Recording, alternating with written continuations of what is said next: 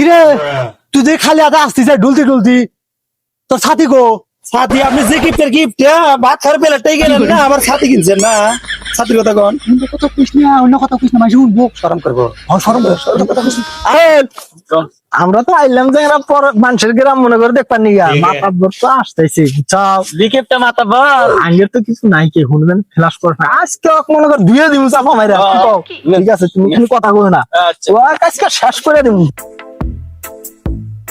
আসসালামু আলাইকুম ওয়ালাইকুম সালাম, কি খবর দোস্ত?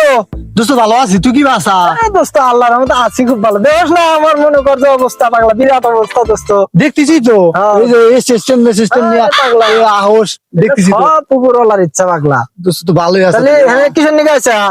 এই যে না জমি জমা যা আছে ধান খেত বুঝছো সব আমার আমি গাড়ছি এবার 60-70 বিঘা হবো আর কি এই 60-70 বিঘা ধান গাছা বন্ধু, এলে আরে দোস্ত আমি কি করবো আগের নাগাল ইনকাম নাই রে এলাকায় তো ইনকাম নাই পাগলা তোকের তো আশীর্বাদে যাস এক সময় পাতিল বাড়ি যাস, পাতিল বাড়ি গেলে দেখাবি পাগলা 500-600 বিঘা জমি ধান গাছছি পাগলা, মোটামুটি 500-600 বিঘা ধান গাছছি। মানুষের গরু খাইতেছে খালি তো তুই সেই লেভেলে পাগলা তোর কি মনে হয় মানুষের গরু টরু খায় দিছে আমার জমি খাইবে না তো কার জমি খাবে? আমার আছে খাগ্যা মানুষের তো ভাব রাখতে লাভ কি, গরিব মিসকিন মানুষ ওটাই কথা। আমার তাই খাওয়া আসতেছে পাগলা, তাই কি খাইতেছে খাগ্যা পাগলা, তাই তো অন্য কাল খেত দেখ পড়াশু জমিদারি করে পাগলা ঘুরে কামলা নিয়া আমিও তো ঘুরে দেখ আমার সিস্টেম তো তুই ঘুরতেছিস তুই খেত দেখ পানি গেছে পাগলা, তোর নাল কি আমি কিপটা নাকি? আচ্ছা রে না হাতে কথা বললে আঙ্গের স্টপাস থাকো না হাতে কথা কওয়া যাবো।